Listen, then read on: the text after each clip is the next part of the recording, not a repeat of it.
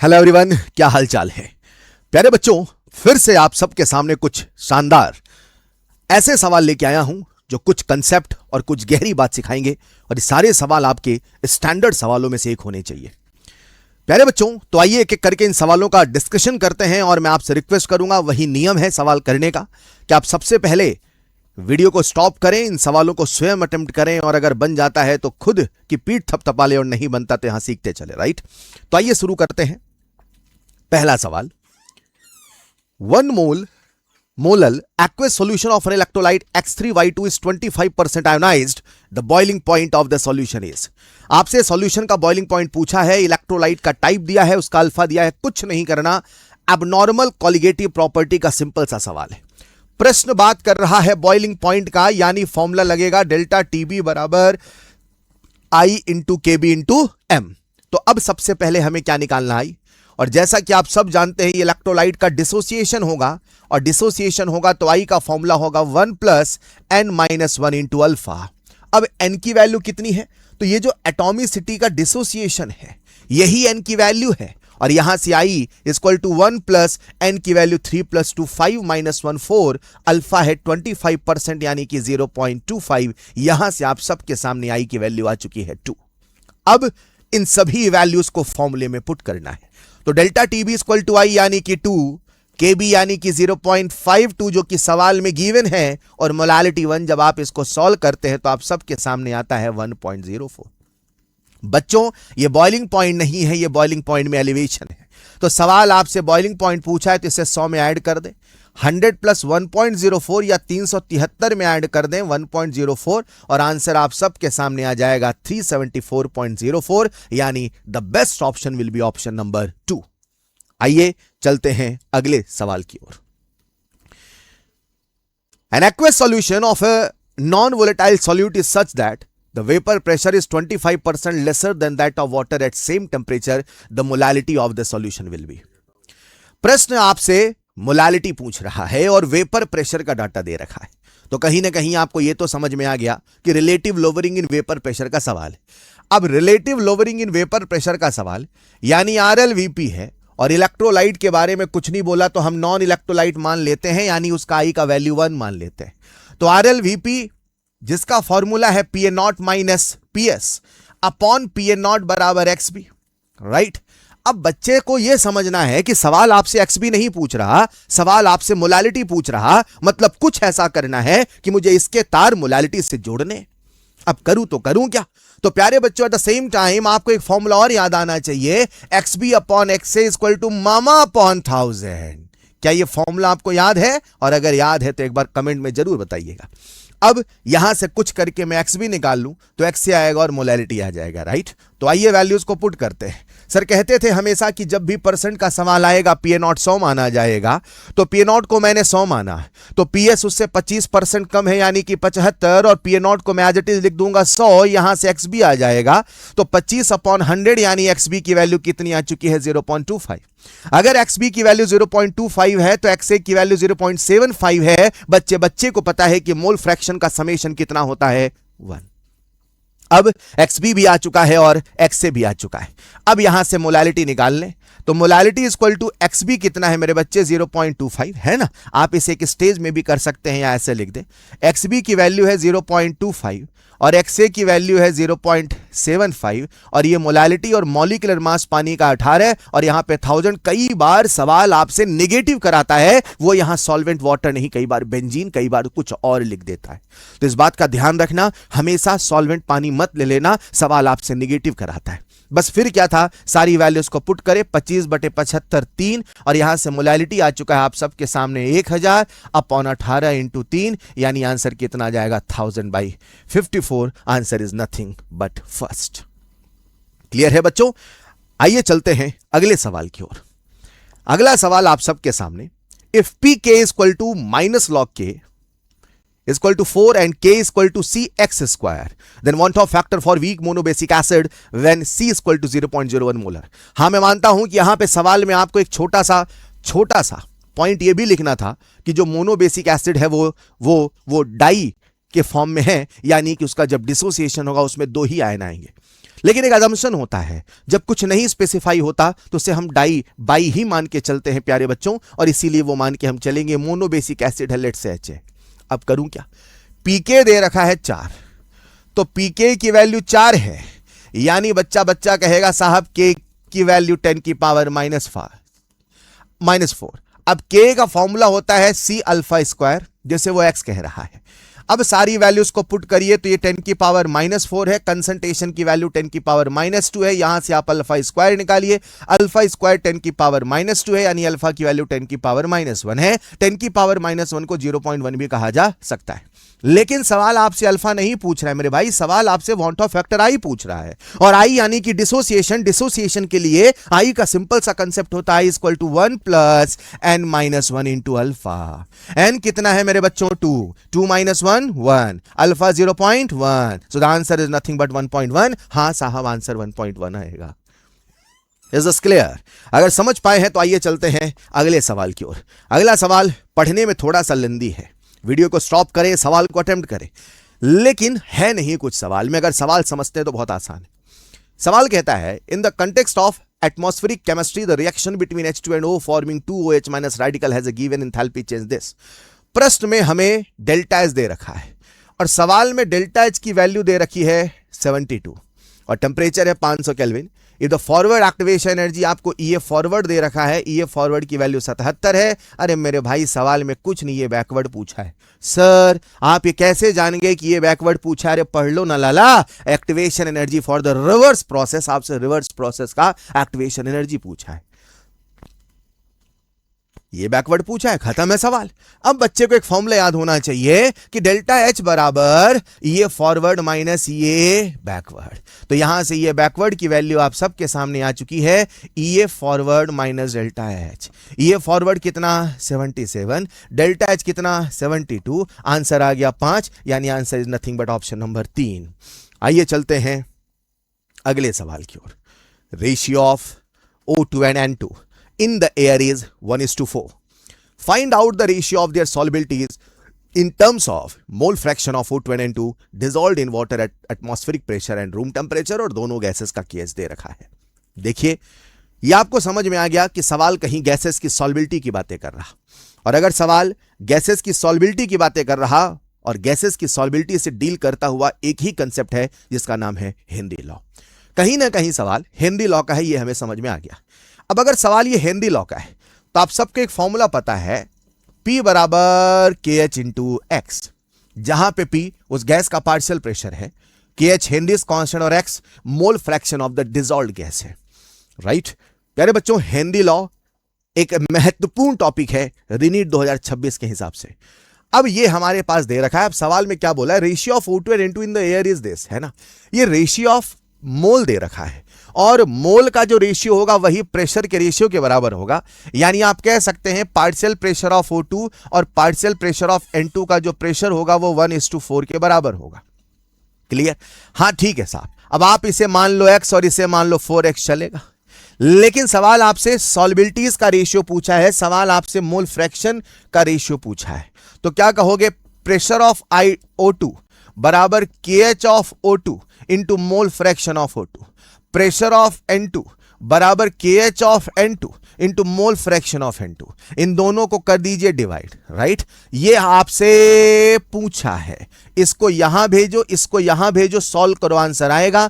तो mole fraction of O2 upon mole fraction of N2 equal to KH of N2 into partial pressure of O2 upon KH of O2 into partial pressure of N2। सारी values को put करिए। Nitrogen का आपको KH कितना दे रखा है 6.6 into 10 की power 7। Oxygen का प्रेशर X लिख दो या 1 लिख दो। KH ऑफ O2 कितना दे रखा है 3.3 इंटू 10 की पावर 7 और नाइट्रोजन का प्रेशर 4 लिख दो। राइट, तो 3 2 जा, राइट, ये X कैंसल हुआ, 2 जा, तो आंसर आप सबके सामने कितना आ चुका है 1:2, यानी 1:2 इज द करेक्ट आंसर। ठीक है बच्चों, तो सवाल में आपको हेनरी लॉ का एक सिंपल सा रेशियो का सवाल था। आइए चलते हैं अगले सवाल की ओर। अगला सवाल केमिकल काइनेटिक्स के कॉलिजन थ्योरी के सभी एस्पेक्ट को टच करता हुआ, यानी एक ऐसा सवाल जिसमें पूरी कॉलिजन थ्योरी लगभग आपकी रिवाइज हो जा रही है। कॉलिजन थ्योरी में effect of temperature, Maxwell Boltzmann distribution और अर्हेनियस इक्वेशन, सब कुछ यहां पे कवर हो रहा है। सवाल क्या कहता है देखते हैं। Peak of Maxwell Boltzmann curve shift right. अगर आपको याद हो तो मैक्सवेल बोल्ट्जमैन का जो कर्व होता है वो कुछ इस प्रकार से हाई टेम्परेचर पे शिफ्ट होता है। ऊपर वाला टेम्परेचर T था तो ये T+10 था, यानी हाई टेम्परेचर पर राइट में शिफ्ट होता है। तो वो कहता है कर्व शिफ्ट राइट। कब राइट में शिफ्ट होता है? जब टेम्परेचर बढ़ाया जाता है। तो A का 1 होना चाहिए मेरे हिसाब से, A का 3 नहीं होगा, A का 2 नहीं होगा। डन। अब चलते हैं BCD, जो भी आपको याद आता हो। Catalyst added to a reaction. अगर आप कभी कैटलिस्ट ऐड करते हैं, मतलब C की बात कर रहा हूं, या तो 3 या तो 4 होगा, ठीक। Catalyst added to a reaction, activation energy is higher. अगर आप कैटलिस्ट मिलाते हैं तो कैटलिस्ट के आने के बाद सवाल कह रहा है कि एक्टिवेशन एनर्जी बढ़ जाता है। तो अगर आपको याद हो, जब कैटलिस्ट मिलाया जाता है मेरे बच्चों, तो मैं कुछ ऐसे कहता था कि कैटलिस्ट जीवन में आता है, जीवन को नई राह दिखाता है, जिस पर चलना पहले से आसान हो जाता है। कैटलिस्ट कहता है उन रास्तों पे मत जाओ, उन रास्तों पे कांटे हैं, इन रास्तों पे चलो, इनमें फूल और कांटे हैं। अगर याद हो तो कमेंट में बताइएगा। प्यारे बच्चों, कैटलिस्ट एक्टिवेशन एनर्जी को बढ़ाता है? ऐसा बिल्कुल नहीं है। कैटलिस्ट एक्टिवेशन एनर्जी को घटाता है। मतलब थर्ड का थर्ड तो कभी नहीं होगा। अब थर्ड का थर्ड नहीं होगा तो फोर्थ होगा। आप इस प्रकार के कॉमन सेंस की मदद से भी नीट में सवाल करने की कोशिश करिए। अगर कुछ नया आ जाए तो यह मत सोचो कि नहीं बनेगा, थोड़ा कॉमन सेंस का प्रयोग करें, बन सकता है। मुझे लगता है C का 4 होगा, देख लेते हैं। कैटलिस्ट जब मिलाते हैं तो कैटलिस्ट वहां पे मोर साइट फॉर कॉलिजन प्रोवाइड करता है, और जब कॉलिजन के लिए ज्यादा साइट प्रोवाइड करता है तो नंबर ऑफ कॉलिजन ज्यादा होते हैं, प्रोबेबिलिटी ऑफ इफेक्टिव कॉलिजन ज्यादा होता है। हां, मैं कह सकता हूं कि कैटलिस्ट मिलाने से इफेक्टिव कॉलिजन बढ़ता है, यानी C का 4 होना चाहिए। मुझे अभी सबसे बेस्ट तो यही लग रहा। अब B और D को भी देख लेते हैं। Lower value of frequency factor A। तो प्यारे बच्चों, आप सबको अर्हेनियस इक्वेशन याद हो। अर्हेनियस इक्वेशन कहती है K = A × E की पावर -E/RT। अगर A की वैल्यू कम है, राइट, तो A होता क्या है आपको याद हो, ये P × Z होता है। Lower value of frequency factor, अगर इसकी वैल्यू कम है ना, तो A की वैल्यू कम है, मतलब Z कम है, यानी P ज्यादा है, ऐसा भी कह सकते हैं, या P कम है Z कम है। तो इसका कम होने का मतलब है स्लोवर रेट डिस्पाइट लो एक्टिवेशन एनर्जी। बिल्कुल सही बात है। इसका मतलब ओरिएंटेशन बैरियर यहां पे ज्यादा है। फ्रीक्वेंसी फैक्टर, जिसे ओरिएंटेशन फैक्टर भी कहा जाता है, यह बताता है आपके उस रिएक्शन में कितना ओरिएंटेशन बैरियर है। और अगर मॉलिक्यूल के पास सफिशिएंट अमाउंट ऑफ एनर्जी है, फिर भी हो सकता वो प्रोडक्ट ना बनाए, क्योंकि हो सकता है उनके पास ओरिएंटेशन प्रॉपर नहीं हो। तो बच्चों, हां, यह बिल्कुल सही बात है कि डी का आंसर सेकंड होना चाहिए। ऐसे आप अब मुझे लगता है सेकंड का आंसर तो निकाल ही लोगे। Slope of ln(k) versus 1/t becomes more negative। तो प्यारे बच्चों, इसके लिए आपको अर्हेनियस इक्वेशन याद हो। अर्हेनियस इक्वेशन जो कहती है K = A × E की पावर -E/RT। दोनों तरफ ln ले लीजिए तो बनता है ln(k) = ln A -E/RT। और एक ग्राफ ड्रॉ करिए ln(k) वर्सेस 1/t का, और एक ग्राफ ड्रॉ करिए ln(k) वर्सेस 1/t का। तो प्यारे बच्चों, ये y एक्सिस है और ये x एक्सिस है, और ये आपका स्लोप है, राइट, और ये आपका कांस्टेंट C है। तो ग्राफ y = -mx + c बना, यानी कि ग्राफ एक निगेटिव स्लोप के साथ बनेगा, और इसका जो स्लोप है वो -a/r। तो प्रश्न कहता है slope of ln(k) versus 1/t becomes more negative. ये ज्यादा निगेटिव हो जाता है। स्वाभाविक सी बात है, एक्टिवेशन एनर्जी हायर हो जाता है। ठीक है, तो आंसर बी का third and so on. Answer will be option number 3। आइए चलते हैं अगले सवाल की ओर। The density of 2 molar aqueous solution of NaOH is 1.28 gram per centimetre cube. The molality of the solution is. ये सवाल बहुत आसान है अगर आपको फॉर्मूला याद है। प्यारे बच्चों, आप सबको एक फॉर्मूला पढ़ाया जाता है, molality is equal to 1000 m/1000 d - MMB। क्या ये फॉर्मूला याद है? अगर ये फॉर्मूला याद है तो चुटकियों का सवाल, वरना ये बड़ा प्यारा कठिन सवाल।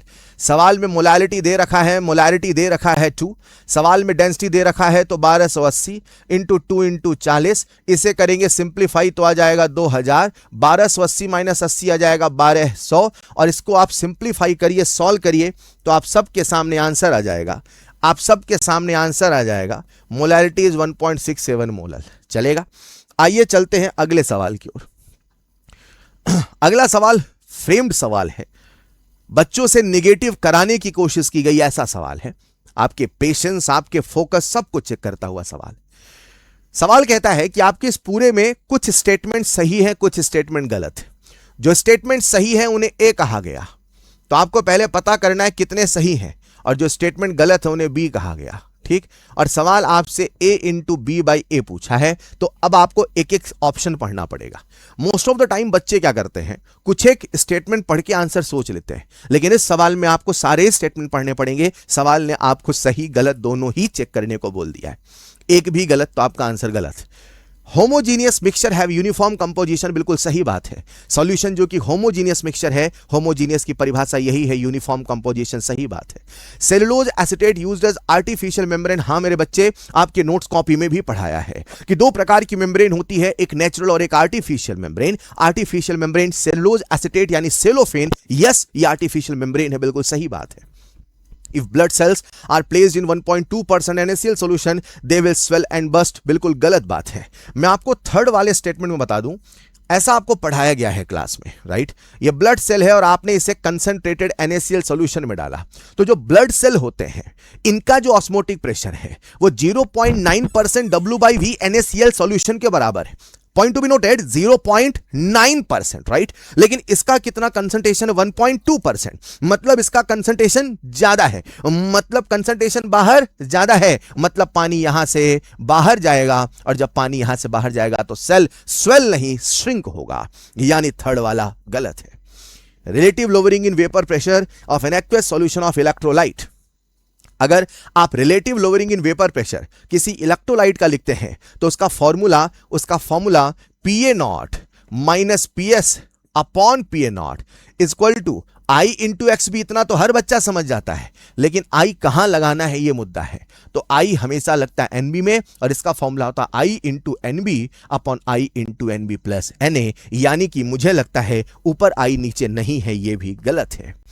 During formation of an aqueous solution, if energy is released then it is an example of solution of negative deviation। हाँ, negative deviation जिसमें स्ट्रॉन्गर बॉन्ड बनते हैं, और जब स्ट्रॉन्गर बॉन्ड बनते हैं तो एनर्जी रिलीज होती है, और इसीलिए आप कहते हैं डेल्टा सॉल्यूशन नेगेटिव है, और शायद इसी का मतलब है वो एक्सोथर्मिक है।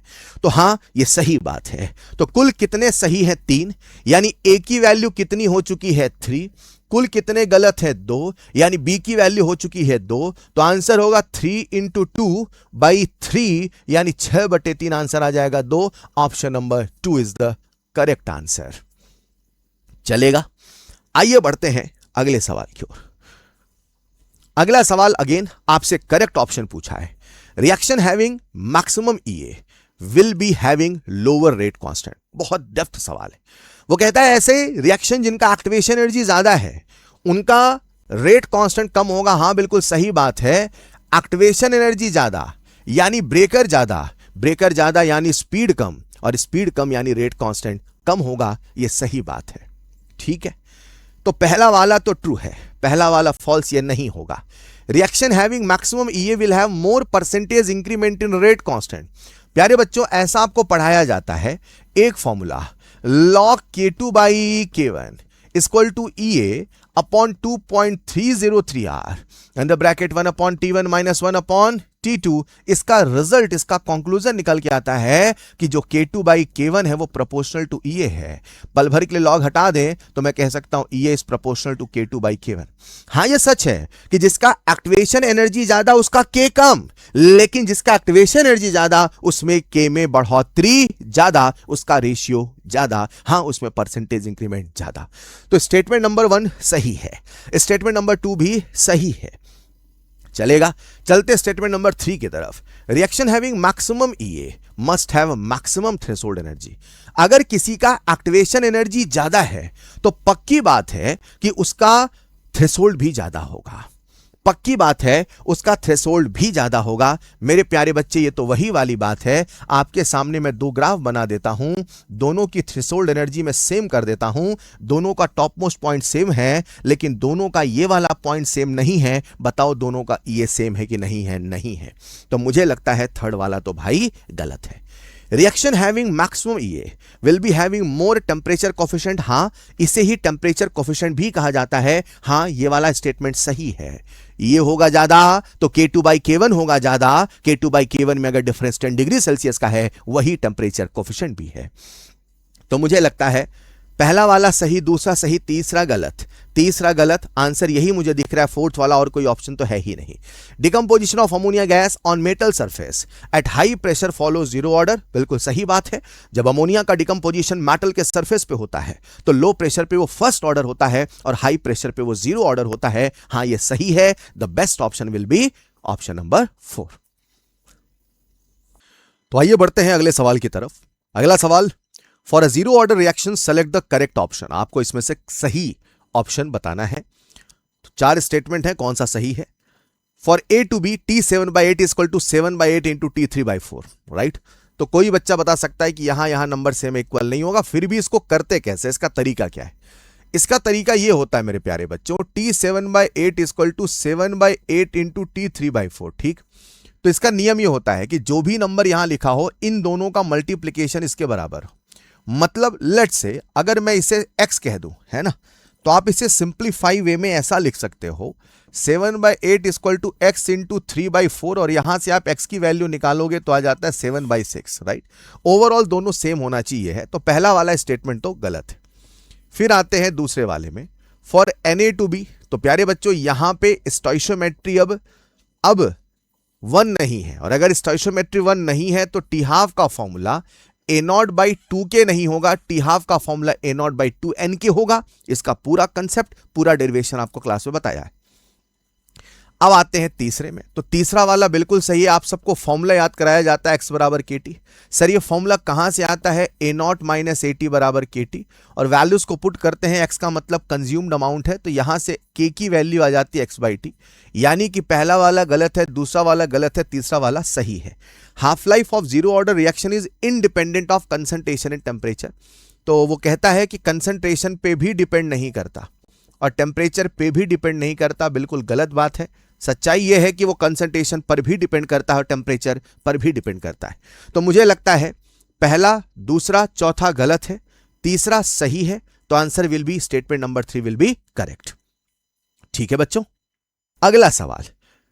अगला सवाल असर्शन रीजन का सवाल है। आप आराम से सवाल को पढ़िए, अटेम्प्ट करिए और फिर अपन डिस्कस करते हैं। For a reaction A to P, rate and rate constant are numerically equal when concentration of A is 1 molar। बिल्कुल सही बात। ऑर्डर कुछ भी हो, अगर कंसंट्रेशन 1 मोलर है तो R बराबर क्या लिखोगे? A इंटू A की पावर n, और अगर ये 1 है तो K ही आ जाएगा। बिल्कुल सही बात, असर्शन तो सही है। Rate and rate constant are equal for zero order reaction वाली, ये बात अलग है, ये बात अलग है। मुझे लगता है आंसर कहीं से भी 1 नहीं होना चाहिए, आंसर होना चाहिए 2, है ना? ये 1 मोलर है तो इक्वल एक अलग चीज है, जीरो ऑर्डर के लिए इक्वल होता है ये अलग चीज है। तो आंसर जाना चाहिए, असर्शन भी सही है, रीजन भी सही है, but reason is not the correct explanation. अगला सवाल, mole fraction of a component A in vapour phase is x1। ठीक, वेपर फेज का x1 दे रखा है, मतलब आपको YA दे रखा है x1, ठीक है। And mole fraction of A in liquid mixture, मतलब x से आपको दे रखा है x2, जो आपने पढ़ा है। आपको जनरली लिक्विड फेज को x बोला जाता है और वेपर फेज को y बोला जाता है, कह के पढ़ाया जाता है। राइट राइट साहब। अब आपसे पूछा है the total vapour pressure. Total vapour pressure यानी PS। अब PS का फॉर्मूला होता है PA0 इंटू XA प्लस ये, लेकिन अगर सवाल में YA बोला है तो बच्चे को YA का फॉर्मूला भी आना चाहिए, और YA का फॉर्मूला P अपॉन PS। यहां से सीधे PS निकाला जा सकता है, that is PA upon YA, और PA को मैं लिख सकता हूं PA0 into XA upon YA। PA0 को मैं क्या रहने दूं? PA0, ऐसा सवाल कहता है। XA को क्या लिख दूं मैं? X2, ऐसा सवाल कहता है। और YA को क्या कह दूं मैं? X1, ऐसा सवाल कहता है। तो PA0 into X2 by X1 ऐसा सवाल कहता है, आंसर विल बी 1, ऐसा हमारा जवाब कहता है। आइए चलते हैं अगले सवाल की ओर। फॉर अ रिएक्शन K की वैल्यू गिवन है, Starting with 3 molar of A only, the concentration of B after 100 and 200 second is. देखिए सवाल में घुमाने की कोशिश की, ऐसा सवाल एक्चुअली पीवाईक्यू में आ चुका है जब रेट कांस्टेंट मिनट में था और नीचे सेकंड में पूछा था। तो आपको ध्यान देना है ये मिनट में है और ये सेकंड में है, ठीक है। तो आइए करते हैं। अब ये तो समझ में आ गया के की यूनिट देख के कि मोल पर लीटर पर यूनिट टाइम है, मतलब ये कौन सा ऑर्डर है मेरे बच्चों, ये जीरो ऑर्डर है। और अगर ये जीरो ऑर्डर है तो फॉर्मूला चलेगा ए नॉट माइनस एटी बराबर के टी। लेकिन उसने पूछा क्या है, उन्होंने कंसंट्रेशन ऑफ बी पूछा है, मतलब प्रोडक्ट का कंसंट्रेशन पूछा है। और प्रोडक्ट के कंसंट्रेशन का फॉर्मूला आपको पढ़ाया जाता है एन के टी, याद है। आज एन की वैल्यू कितनी है, 2, तो बी का कंसंट्रेशन का फॉर्मूला हो जाएगा 2 इंटू के इंटू टी। अब कुछ नहीं करना, वैल्यू को पुट करना है।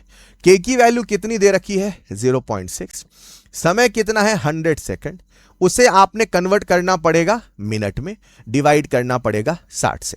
तो 6 दूनी 12 मतलब 1.2 है ना, 1200 तो कितना 120/60, लगभग कितना आ जाएगा 2 के आसपास। तो 2 आना चाहिए। दूसरा भी सॉल्व करना पड़ेगा। अब एक बार समय ले लीजिए 200 सेकंड, तो 100 में 2 है तो 200 में 4 होगा। यही जीरो ऑर्डर की खासियत है, वो लीनियरली वैरी करता है, फिर भी आप सॉल्व कर ले। तो 2 के टी फिर से फॉर्मूला 2 इंटू 0.6 इंटू समय है 200/60, तो कितना है 12 दूनी 24, आंसर आ जाएगा 4, यानी option number 1 is the correct answer. ठीक है बच्चे, आइए चलते हैं अगले सवाल की ओर। Rate law for a reaction A to product is this, graphically it is represented as this. Rate constant पूछा है। क्या आपको यह समझ में आ गया कि ऑर्डर कौन सा है? आ गया साहब। और ऑर्डर आया नहीं आया उससे तो कोई मतलब ही नहीं ना मेरे भाई, वो आपसे रेट कांस्टेंट पूछ रहा है, राइट। और रेट कांस्टेंट यानी के पूछ रहा, उसके लिए ये पता खेल खत्म। अरे आपको सवाल कहता है रेट बराबर के इंटू कंसंट्रेशन ऑफ ए। अगर मैं आपको ये और ये बता दूं तो क्या ये नहीं निकाल सकते बच्चों? सर निकाल सकते हैं। तो खत्म हुआ ना भाई। रेट दे रखा है, कोई भी पकड़ लो वैल्यू। मैं ये रेट है, मैं इस वाले रेट की वैल्यू ले लूं, मैं इस वाले कंसंट्रेशन की वैल्यू ले लूं, I will get the answer. तो रेट कितना है 10 की पावर -3, कंसंट्रेशन 0.1 यानी 10 की पावर -1, ऊपर गया तो आंसर कितना आ जाएगा 10 की पावर -2। कुछ नहीं था, केवल ग्राफ बना के सवाल आपको परेशान करने की कोशिश करता है। बढ़ूं आगे, अगला सवाल। 2 liquids HNO3 and water form a maximum boiling azeotrope. बिल्कुल सही बात है। नाइट्रिक एसिड और पानी ये मैक्सिमम बॉइलिंग एजेट्रॉप बनाते हैं because they form negative deviation solution, क्योंकि दोनों के बीच में इंटरेक्शन बढ़ जाता है। When mixed in the ratio of 68%, 32% respectively, it means AB interactions are stronger than A and BB। यहां पे A सॉल्वेंट को बोला गया, B सॉल्यूट को बोला गया, तो दोनों के इंटरेक्शन पहले से ज्यादा होते हैं। बिल्कुल सही बात है। AB इंटरेक्शंस आर वीकर, गलत बात है। Vapour pressure of solution is more than, गलत बात है। अगर नेगेटिव डेविएशन है तो वेपर प्रेशर कम होगा। Vapour pressure of solution is less, पूरा तो पढ़ लो। Since only one component vaporise, ऐसा नहीं है। आज HNO3 लिक्विड दोनों ही वेपराइज होगा और उसके बाद भी वेपर प्रेशर कम आएगा क्योंकि अंदर इंटरेक्शन स्ट्रांग है, राइट। तो the best option among 4 option is option number 1, इसलिए आंसर जाएगा ऑप्शन नंबर 1। बच्चों आई होप ये सारे सवाल आपको यहां पे क्लियर हुए और कुछ आपने नया सीखा है। पढ़ते रहिए पूरे ताकत से और हर दिन अपना बेहतर करने की कोशिश करिए। Wish you all the best.